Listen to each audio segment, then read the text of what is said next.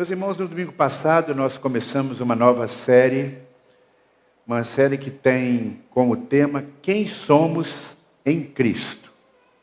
Nós partimos do pressuposto que a construção de uma autoimagem é muito importante para que você possa viver uma vida feliz. Uma autoimagem positiva é fundamental para uma autoestima saudável, ou seja, aquela pessoa que olha para si mesmo, olha para o espelho, ou olha para o espelho e se ela pudesse ver o seu interior e dissesse assim, eu não gosto do que estou vendo, essa pessoa precisa passar por um processo de cura. Quem não é capaz de cultivar um saudável amor próprio, quem não gosta de si mesma, terá muitas dificuldades de amar também ao próximo. Milhões de pessoas hoje no mundo vivem se comparando umas com as outras. E hoje é muito mais fácil fazer isso com a tecnologia que nos é disponível.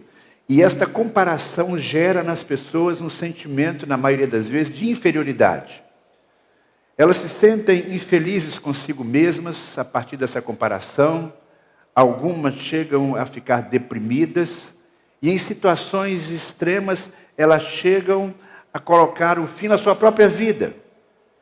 Ela olha para si e diz, eu não gosto do meu corpo, eu não gosto da minha família, eu não gosto das coisas que estão ao meu redor, a vida do outro é muito melhor do que a minha.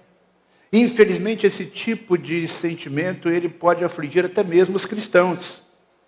Mas eu diria que nós estaremos menos vulneráveis a crises de identidade se nós cultivarmos uma autoimagem positiva a partir daquilo que nós somos em Cristo Jesus.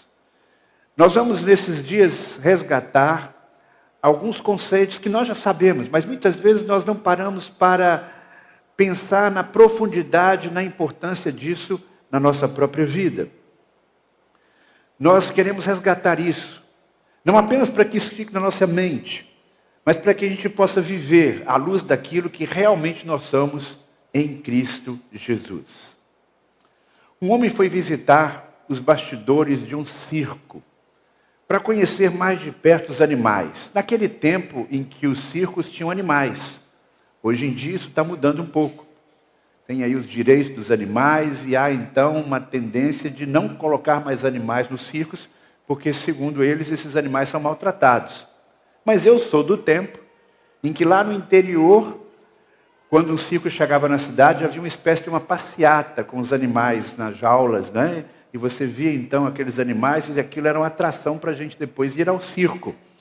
Eu não sei se isso existe ainda em algum lugar, mas eu vivi isso e certamente alguns dos irmãos aqui também viveram isso. Ver os animais no circo, o leão, a onça, enfim, o macaco, aquela coisa toda. E eu ainda fui em alguns circos que tinham alguns animais. Pois bem, nesse tempo então, um sujeito foi lá nos bastidores e viu um enorme elefante amarrado num pequeno toco de madeira. E ele ficou impressionado que aquele elefante ficava ali parado, sem nenhuma corrente, com seu pescoço, com uma corda bem fina, e aquela cordinha amarrada naquele toco extremamente frágil. E o elefante não saía dali.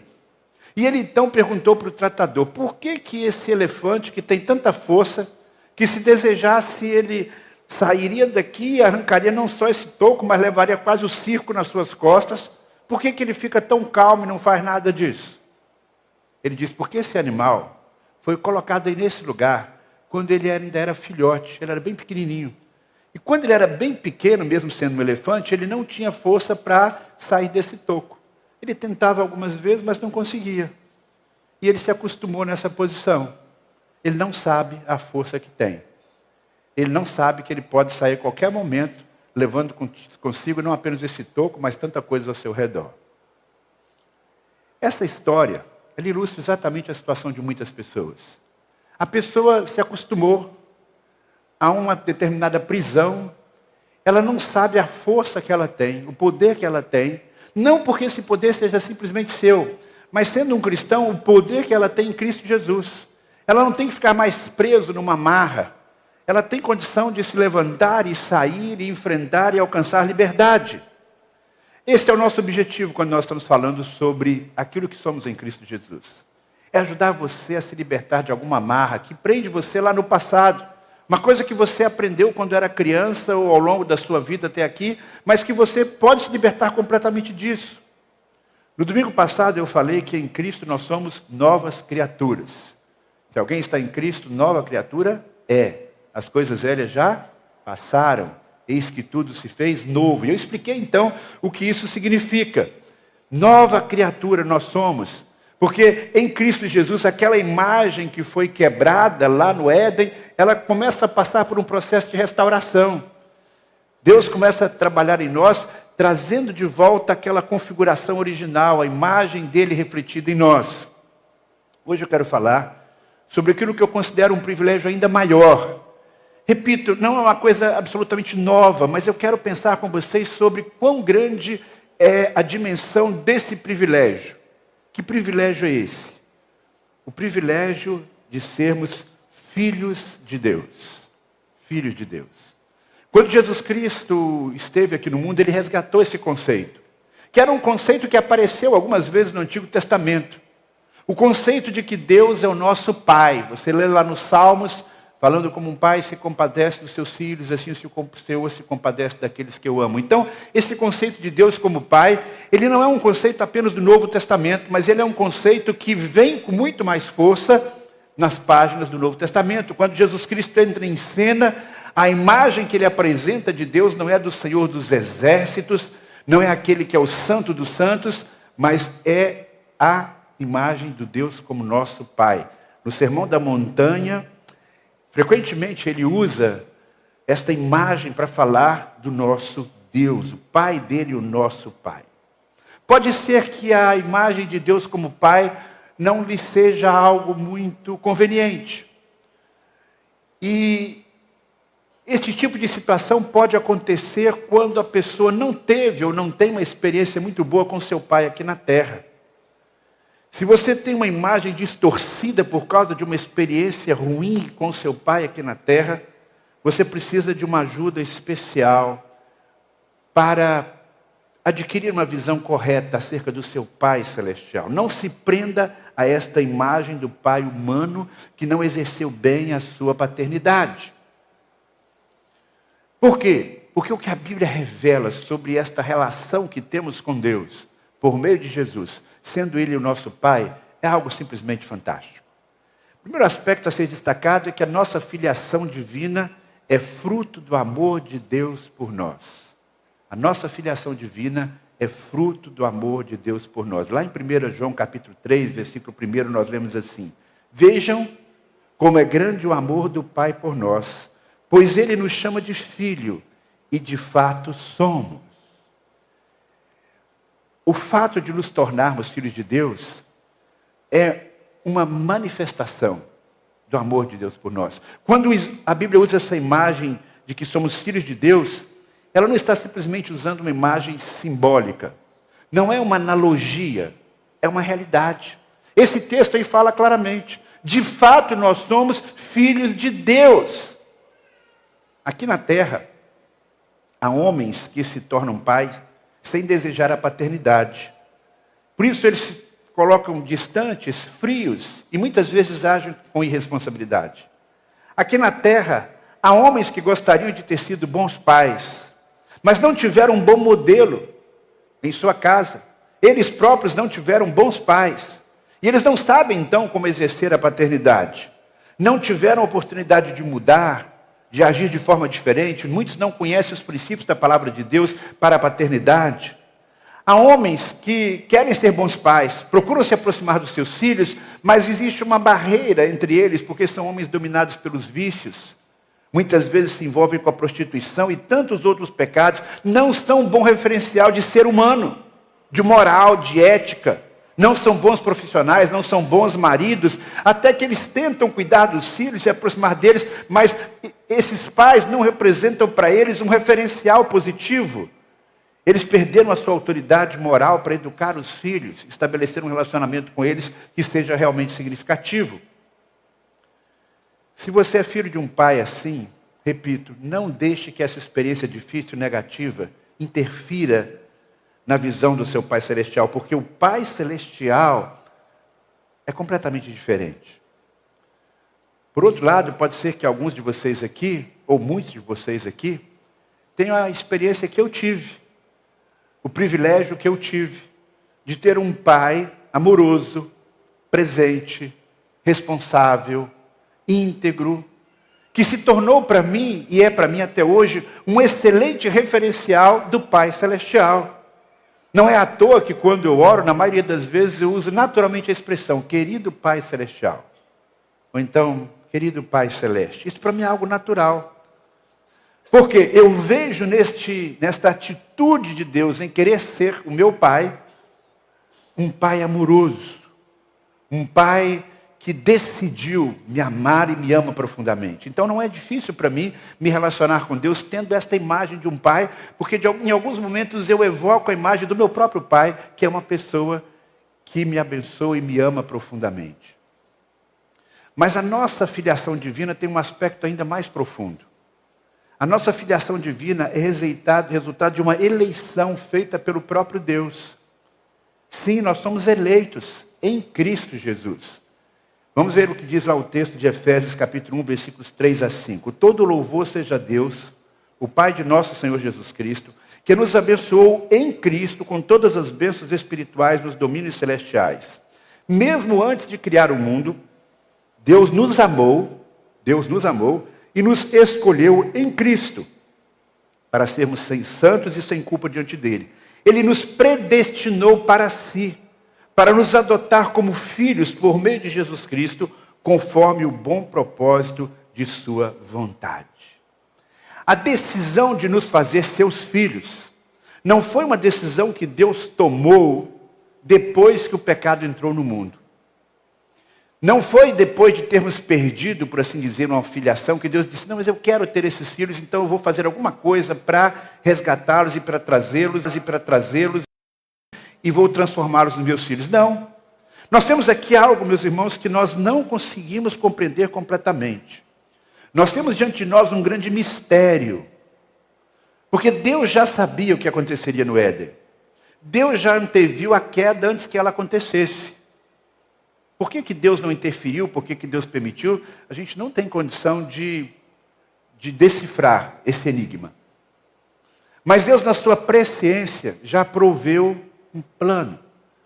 Deus, na sua presciência, já determinou em Cristo, por meio de Cristo, através do sacrifício de Cristo e de sua ressurreição, cada ser humano vai poder voltar-se novamente para mim. Eu escolho esses que crerem em Jesus, para que eles possam se tornar meus filhos. Ele escolheu então esta maneira, para que nós pudéssemos ter esse relacionamento tão especial com Ele, de pai para filho. Um relacionamento que é mediado pelo seu Filho, Jesus Cristo. Então nós nos tornamos filhos de Deus como um ato de amor dele. Nós nos tornamos filhos de Deus porque em Cristo Ele nos escolheu. Mas como é que Deus exerce esta paternidade? Que tipo de pai Deus é? Nosso Pai Celestial é um Pai que cuida de nós diariamente. Não é um Pai relapso, não é um Pai irresponsável. Jesus Cristo mesmo disse no Sermão da Montanha, por isso lhes digo, não se preocupem com a vida diária, se terão o suficiente para comer, beber ou vestir. A vida não é mais do que a comida e o corpo não é mais do que a roupa. Observem os pássaros. Eles não plantam, nem colhem, nem guardam alimento em celeiros, pois o seu Pai Celestial as alimenta. Acaso não são muito mais valiosos do que vocês, do que os pássaros? Na sequência ele diz, portanto, não se preocupem, dizendo o que vamos comer, o que vamos beber. Essas coisas ocupam o pensamento dos pagãos, mas o seu Pai Celestial já sabe do que vocês precisam. Este Pai Celestial, poderoso, cuidadoso, transmite para a gente, então, o conceito de que nós não precisamos viver tomados pela ansiedade, pela preocupação com o futuro. Obviamente, nós não vamos viver de forma irresponsável, porque até mesmo as aves migram de um lugar para outro em busca do alimento, em busca da sobrevivência. Mas isso não significa que nós tenhamos o controle completo sobre a nossa vida. Nenhum de nós tem. Temos por trás um pai que está cuidando da gente. Você tem esta consciência na sua vida? Você tem esta percepção de que você de fato tem um pai que lhe sustenta, mesmo que você tenha ali o seu trabalho, ou mesmo quando você não tem o seu trabalho, tem um pai que está sustentando você, cuidando de você amorosamente? Foi isso que Jesus ensinou acerca do nosso Pai Celestial. E o meu desejo é que você tenha no seu coração, cultive esta fé de que Deus está cuidando de você. Que o seu coração possa desenvolver esta fé que traz a vitória sobre a ansiedade. Mesmo que seja muito difícil para você em determinados momentos confiar no Senhor, mas que você se lembre, não é um Deus impessoal, não é uma força cósmica que você tem diante de si. Você tem ao seu lado um pai amoroso e cuidadoso. Mas o fato de ter esse pai amoroso e cuidadoso não tira de você a responsabilidade de conversar com ele e de lhe pedir aquilo que você está precisando. Este Pai Celestial tem o prazer em conceder o que precisamos, mas também tem prazer em ouvir as nossas preces, ouvir aquilo que nós pedimos. Por isso Jesus Cristo disse o seguinte: respondam, se seu filho lhe pedir pão, você lhe dará uma pedra? Ou se lhe pedir um peixe, você lhe dará uma cobra? Portanto, se vocês que são maus sabem dar bons presentes a seus filhos, quanto mais o seu Pai que está no céu dará bons presentes aos que lhe pedirem. Esse é um privilégio que os filhos têm. Se dirigir a Deus como um pai que tem um coração que quer doar. Nós, como pais, sabemos disso. Nosso filho pode precisar de alguma coisa, mas quando o filho pede, a gente se sente ainda mais sensibilizado. A gente que é ser humano se sente mais motivado a atender a uma necessidade, ou às vezes não é nem uma necessidade, um desejo de um filho. Eu vejo isso na minha própria experiência. Como é que um pai fica feliz quando ele pode dar para o filho um presente que aquele filho queria muito. Às vezes a alegria do pai é tão grande quanto do próprio filho. Pude dar isso, me esforcei. Me lembro da alegria que não apenas eu experimentei quando ganhei minha primeira bicicleta, mas os meus pais felizes vendo o brilho nos meus olhos. Eu vejo isso na nossa própria casa, quando a minha filha e meu genro dão um presente para o nosso netinho e como ele vibra com isso, e não apenas eles, mas os pais também. Isso faz parte da nossa humanidade, e nós que somos maus e falhos, sentimos isso. Imagina o nosso Pai Celestial. Agora, Ele espera que nós possamos o quê? Pedir. É um privilégio. É claro que a nossa relação com Deus deve transcender o pedir. Não é uma relação só em que você fica o tempo todo pedindo, pedindo, pedindo. Mas, quando você cultiva outras áreas na sua vida com Deus, o nosso pedido não deixa Deus aborrecido. Deus jamais vai dizer para você: chega, chega, está pedindo demais, menino. Não me enche a paciência. Nós não temos nenhum registro na Bíblia desse tipo de atitude da parte de Deus. Ele é um Deus extremamente compassivo, misericordioso, e Ele tem prazer em ouvir e atender os nossos pedidos. Porque quando nós pedimos a Deus, significa que nós estamos confiando que Ele é capaz de nos dar aquilo que nós precisamos. É claro que a oração transcende a petição. Jesus Cristo falou que quando a gente vai se dirigir ao Pai, a gente deve ir lá para o quarto, fechar a porta, bater um papo com Ele, abrir o coração, conversar com Ele, conversar com o Pai. Nós que somos pais, tendo um relacionamento saudável com os filhos, nós gostamos de conversar com os filhos, não é verdade? Eu duvido que tenha aqui um pai, uma mãe equilibrada que não goste de conversar com o seu filho, mesmo o filho já adulto. Quando o filho tem uma decisão para tomar, ele procura você e diz: pai, o que eu devo fazer? Não é verdade? Você não se sente honrado? Você não se sente feliz de poder orientar o seu filho, mesmo que seja uma decisão difícil, mesmo que você não saiba nem o que dizer, mas o simples fato dele procurar para pedir orientação, isso já é algo que faz o seu coração ficar feliz. Nosso Pai Celestial é um Pai sábio, Ele tem prazer em nos orientar. E aí então, nós temos um outro aspecto desse nosso relacionamento com Deus, é que o nosso Pai Celestial nos guia, Ele quer nos ajudar através do seu Santo Espírito. Todos que são guiados pelo Espírito de Deus são filhos de Deus. Então, o privilégio que nós temos como filhos é o privilégio de termos a orientação de Deus para a nossa vida. Até o suprimento que Deus dá, o cuidado que Deus dá, Ele dá também através da orientação que Ele nos dá. É claro que Deus pode suprir, Ele algumas vezes faz. Ele pode suprir as nossas necessidades de forma sobrenatural. Mas frequentemente Deus supre as nossas necessidades e nos atende, nos ajuda, dando-nos simplesmente orientação. Por isso que nós devemos buscar essa orientação de Deus. Como é que essa orientação acontece? Como é que esse tipo de relação que Deus deseja ter conosco? Quando os nossos filhos são pequenos, eles precisam de nossa orientação nos detalhes. Por quê? Porque um bebê, uma criancinha bem pequenininha, ela não sabe como fazer as coisas. Ela observa a gente fazendo, ou então a gente tem que orientar: filho, faz assim, é desse jeito, prende aqui, faça isso, não faça desse jeito, escova o dente desse jeito. Há uma orientação direta, muito clara. E eu vejo isso na Bíblia também. A revelação de Deus para nós como pai é uma revelação progressiva. Se você ler o Antigo Testamento, você vai ver que Deus é muito específico nas ordens que Ele dá para o povo. Vai construir uma arca, dá os detalhes da arca, quantos centímetros, quantos milímetros para cá, usa aquilo aqui. Vai construir o tabernáculo, dá detalhes. Sistema sacrificial lá em Levítico. Estava relendo uns textos essa semana e sempre me impressiona lá quando diz: Deus falou isso e Moisés fez exatamente como Deus mandou. E Moisés fez exatamente como Deus mandou. E fez como Deus tinha ordenado. Há um detalhamento na orientação. E nós como pais também, quando cuidamos de crianças pequenas, nós damos orientações específicas e relembramos. Quando o seu filho cresce um pouco, relembramos.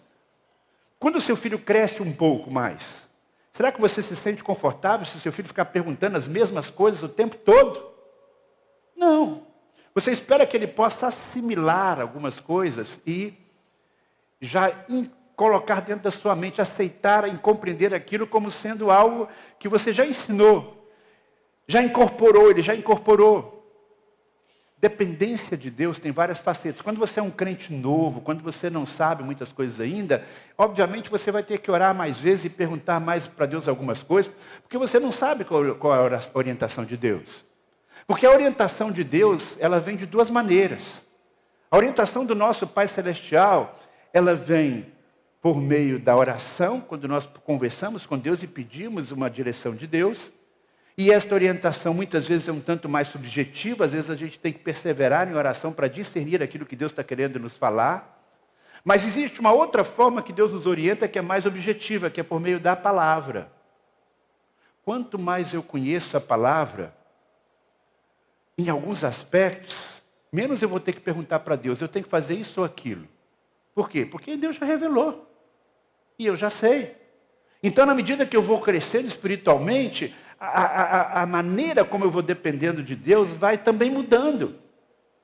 Meu Pai Celestial já me deu a instrução. Na medida que eu estudo a instrução, que eu recebo a instrução e sigo essa instrução e assimilo essa instrução, eu não tenho que estar perguntando para Deus, tenho que fazer isso ou aquilo.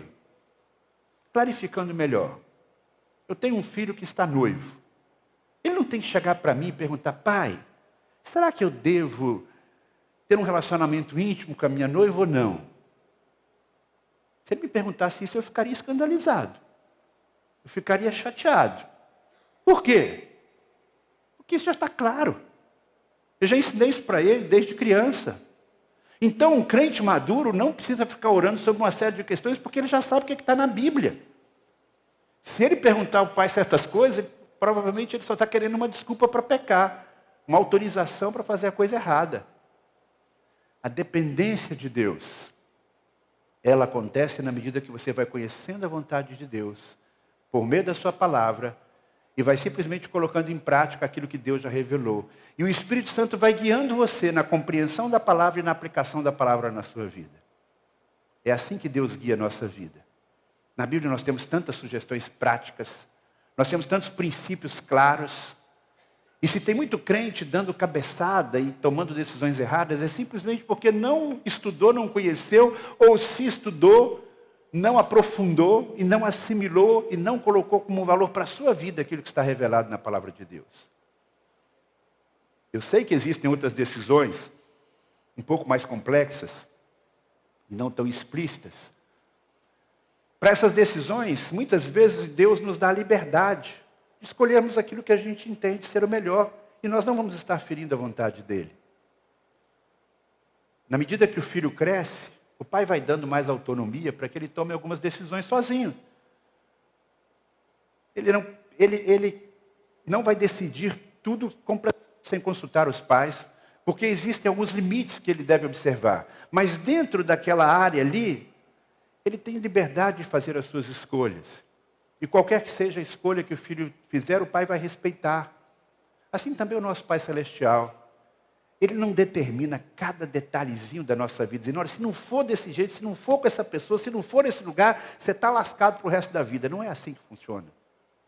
Deus nos dá liberdade dentro desse sentimento de dependência dele. E o Espírito Santo de Deus é aquele que nos guia. Quando a gente vai querendo sair fora daquilo que Deus planejou, ele nos dá um toque, ele nos incomoda, ele nos traz uma palavra, ele fecha uma porta. Esse é um privilégio que nós temos como filhos de Deus. Ter um Espírito Santo que nos guia, que é um presente do Pai. Então nós temos a palavra, e nós temos o Espírito Santo, e nós temos o Espírito Santo que nos ajuda a aplicar a palavra à nossa vida. Como filhos de Deus, nós temos então esse privilégio de termos o Espírito Santo nos guiando. Mas nós temos também uma grande responsabilidade como filhos de Deus. A Bíblia chama os filhos de Deus também de filhos da luz. Por quê? Porque a Bíblia diz que Deus é luz. João trabalha muito esse conceito. A luz que dissipa as trevas do pecado, as trevas da escuridão espiritual. Então nós somos chamados na Bíblia de filhos de Deus e somos chamados de filhos da luz. E em Efésios capítulo 5, versículos 8 e 9, nós lemos, pois antigamente vocês estavam mergulhados na escuridão, mas agora vocês têm a luz do Senhor. Portanto, vivam como filhos da luz, pois o fruto da luz produz apenas o que é bom, justo e verdadeiro. E um pouquinho mais adiante, nesse mesmo capítulo, aliás, um pouquinho antes, nós lemos assim, portanto, como filhos amados de Deus, imitemo-no em tudo o que fizerem. Vivam em amor, imitem-no em tudo o que fizerem. Vivam em amor seguindo o exemplo de Jesus. Nós temos aqui então agora um desafio ético. É de vivermos como filhos de Deus. De vivermos como filhos da luz.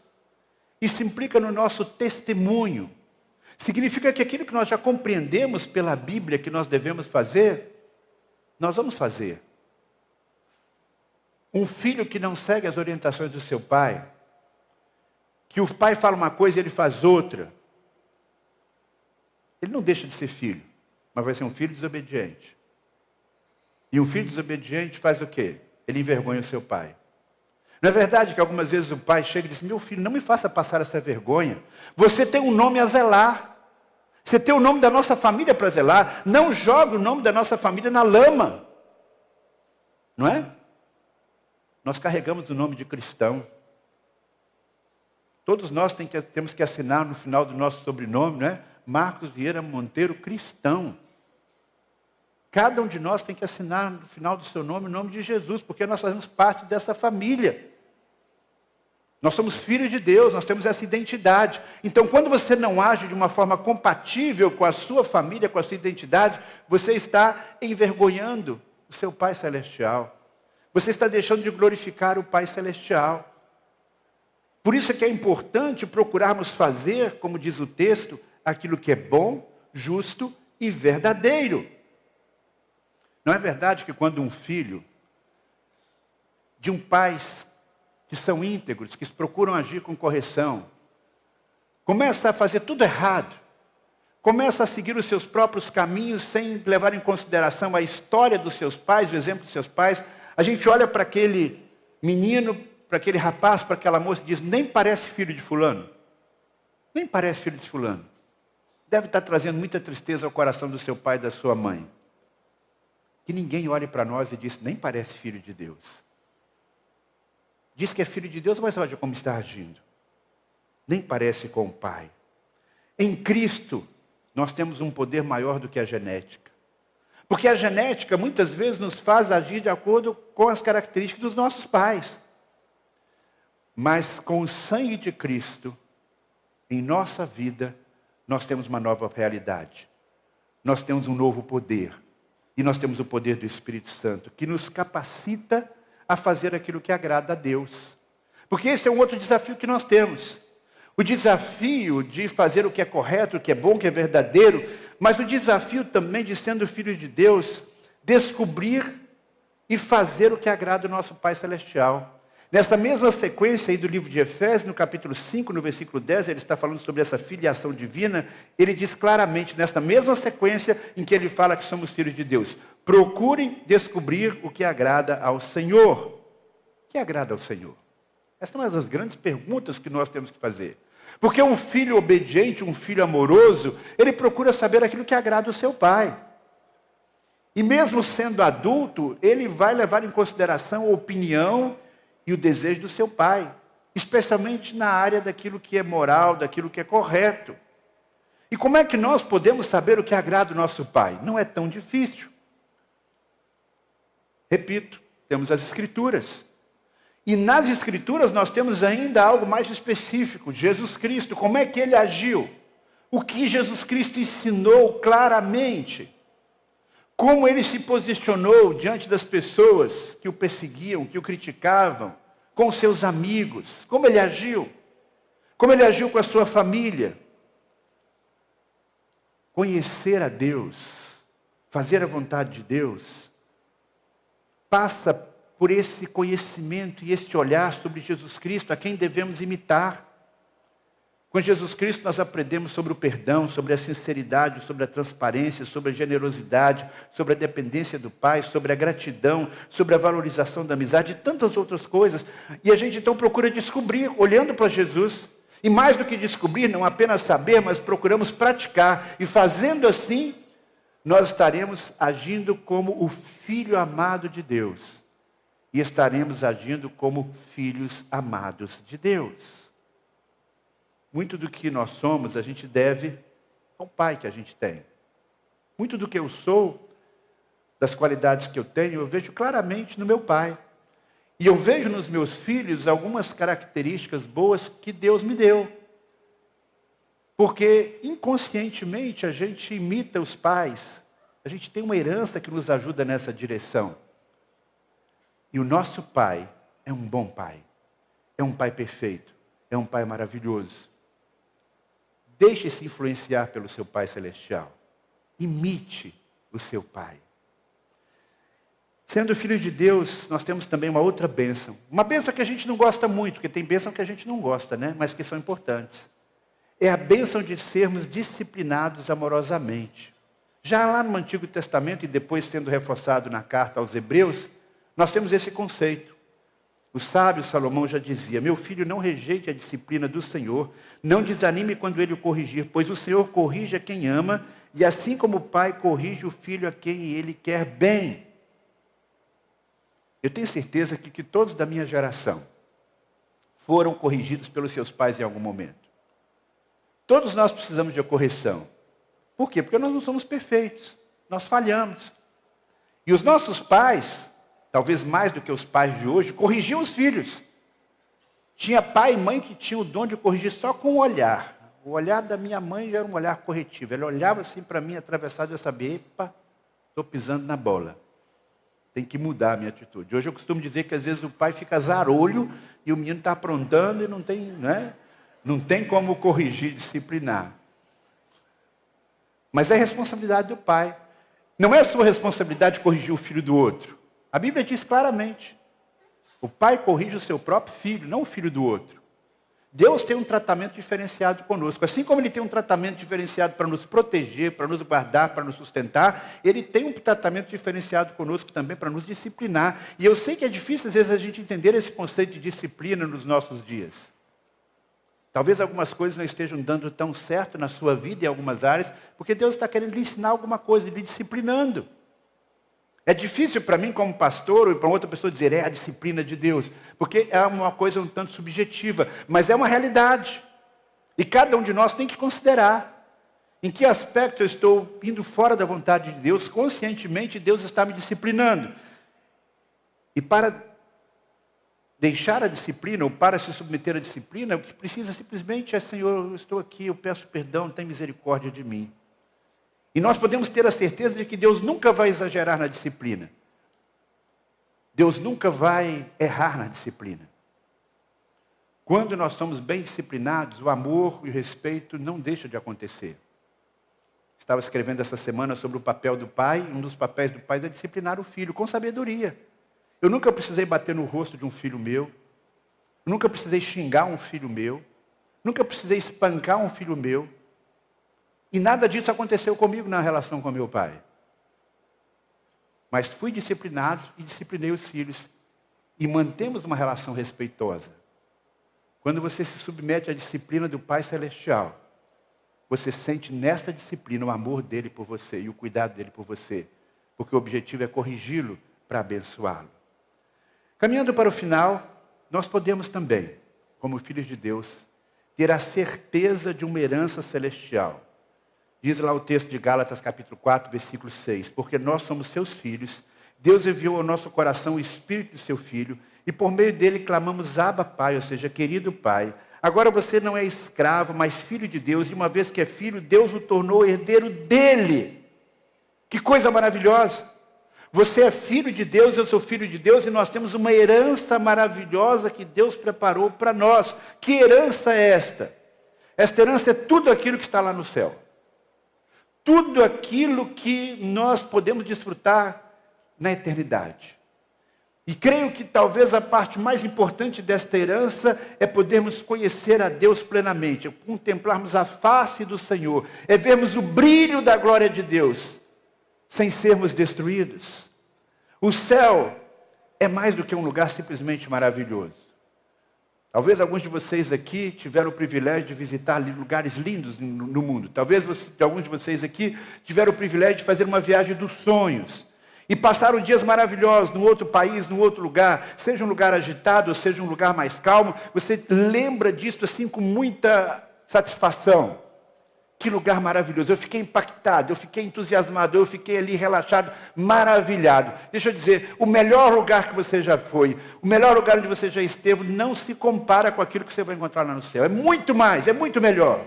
Até porque, por melhor que seja o lugar onde você esteja, você pode estar lá do outro lado do mundo, você pode estar realizando a viagem dos sonhos, muito feliz, tudo dando certo, mas nada impede que daqui a pouco o seu celular toque e você receba uma notícia ruim. E aí o seu dia fica estragado. Morreu um parente, morreu um amigo, um acidente. Você já viveu isso?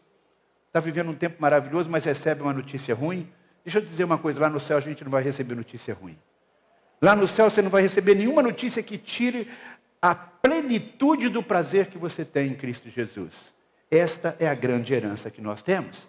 Nós não temos como descrever, mas só o fato de você estar num lugar maravilhoso e não receber notícia ruim, quer coisa melhor do que isso? Na presença eterna de Deus. A Bíblia diz que nossa mente não é capaz de imaginar aquilo que Deus tem preparado para nós. Por mais que a gente imagine e fale, ainda é além de qualquer expectativa humana. É esta herança que nós temos por direito. Direito porque somos filhos de Deus. Direito porque Deus, na sua graça, nos deu esse direito e nós podemos cultivar esta expectativa positiva. Agora, a última coisa que eu não posso deixar de falar é que existe uma mentalidade, de um modo geral na sociedade, não no contexto da igreja, mas na sociedade, de que todo mundo é filho de Deus. Você já deve ter ouvido em alguns momentos assim, que há uma crise, uma situação, alguém diz, Deus é pai. Querendo dizer, Deus é pai de todo mundo. Essa é uma ideia simpática, mas não é verdadeira, à luz da Bíblia. Porque como você sabe muito bem, você que é da igreja, nós nos tornamos filhos de Deus quando recebemos Jesus como Salvador e Senhor. Por isso, ser filho de Deus está vinculado diretamente a Jesus. Não é algo possível sem Jesus. E qual é o nosso papel nesse contexto aí? Simplesmente crer em Jesus, recebê-lo, acolhê-lo. Lá em João capítulo 1, versículo 12, nós lemos, veio para o seu povo, e eles o rejeitaram. Está se referindo a Jesus. Mas a todos os que creram nele, em Jesus, e o aceitaram, ele deu o direito de se tornarem filhos de Deus. Estes não nasceram segundo a ordem natural, nem como resultado da paixão ou vontade humana, mas nasceram de Deus. É a mesma experiência a que Jesus se referiu quando Nicodemos chega para ele e diz: como é que eu posso ter comunhão com Deus? Como é que eu posso herdar a vida eterna? E Jesus diz: você precisa, Nicodemos, nascer de novo. E quando você nasce de novo espiritualmente, você nasce na família de Deus, você se torna filho de Deus. Esse é um privilégio que nós temos. Quando nós chegamos aqui na terra, nós não tivemos o privilégio de escolher em que família a gente gostaria de nascer. Nenhum de nós pode escolher o pai ou a mãe que gostaria de ter. Mas no sentido espiritual, quando nós escolhemos Jesus, nós nos tornamos escolhidos de Deus, para que possamos ter esta filiação divina. Você não escolheu nascer, mas você pode escolher se tornar filho de Deus. E o caminho é claro, a fé plena em Jesus. Fé que significa não apenas acreditar que o sacrifício dele na cruz é suficiente para a salvação, mas fé de que ele sabe conduzir a sua vida, que vale a pena confiar nele, não apenas como Salvador, mas como Senhor. Colocar-se na posição do filho que pede as orientações para o pai, colocar-se na posição de um filho que depende do pai, colocar-se na posição de um filho que pede ajuda do pai. Ver nisso tudo a bondade de Deus. Volta àquele primeiro texto que li no início. Vejam como é grande o amor do Pai por nós, pois Ele nos chama de filhos, o que de fato somos. Há um adesivo antigo que eu gosto muito, que não está na Bíblia, gente, não é versículo, por favor, não confundam. Mas é um texto bem interessante. O adesivo diz assim: sou filho de Deus, irmão de Jesus, é um fraco. Não, você não é fraco. Em Cristo Jesus, sendo filho de Deus, você fica empoderado. E você recebe todas essas bênçãos que eu partilhei aqui nesta noite e muitas outras mais. Vamos fechar os nossos olhos mais uma vez? Eu quero fazer um convite. Pode ser que eu esteja falando aqui neste auditório, neste templo, a alguém que ainda não sabe se é filho de Deus ou não. Porque ainda não colocou a sua vida diante de Deus, pedindo: Senhor, eu quero receber o teu filho. Eu creio que eu preciso dele e eu quero ter Jesus como meu Senhor e Salvador. Mas ouvindo esta mensagem, percebendo todos esses benefícios de ser um filho de Deus, você deseja ter esta bênção na sua vida. E se Deus está falando agora ao seu coração, para que você tome esta decisão de receber Jesus, porque Ele veio exatamente para fazer de você um filho de Deus. Lá na eternidade, Deus determinou isso. Que aquele que escolhesse o filho receberia o privilégio de se tornar filho de Deus. E hoje, Deus está dando para você essa oportunidade. E se você deseja nesta noite se tornar um filho de Deus pela fé em Jesus, declare isso para Ele, diga isso para Ele agora, com sinceridade no seu coração. E receba esta bênção que é de graça, que é pela graça. Diga para Deus: Deus, eu quero me tornar teu filho a partir desta noite.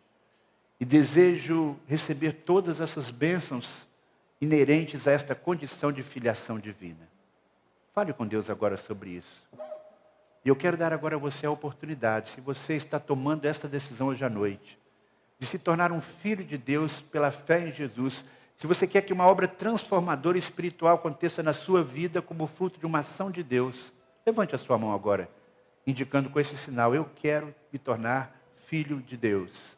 Eu quero crer no Senhor Jesus a partir desta noite de forma especial, entregar a minha vida a Ele. Há alguém que, ouvindo essa mensagem, se sente desejoso de tomar essa decisão e manifestá-la publicamente? Levante bem alto a sua mão, porque eu quero orar por você e quero pedir que Deus o abençoe nessa jornada.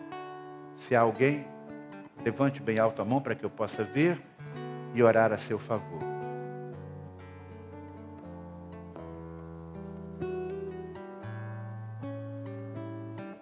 Mais uma vez, Senhor, nós estamos em Tua presença, celebrando esta filiação maravilhosa que temos por meio de Jesus. Obrigado porque em Cristo, por meio de Cristo, nós nos tornamos Teus filhos. E o Senhor é um Pai amoroso, cuidadoso, que nos guia, que nos escolheu em Cristo desde a fundação do mundo. Muito obrigado por tudo isso, Pai. E ajuda-nos a viver de uma maneira a honrar esta posição que o Senhor nos dá. Que não venhamos envergonhar o teu nome, que possamos viver como filhos da luz. É o que eu te peço, Pai, em nome de Jesus. Amém.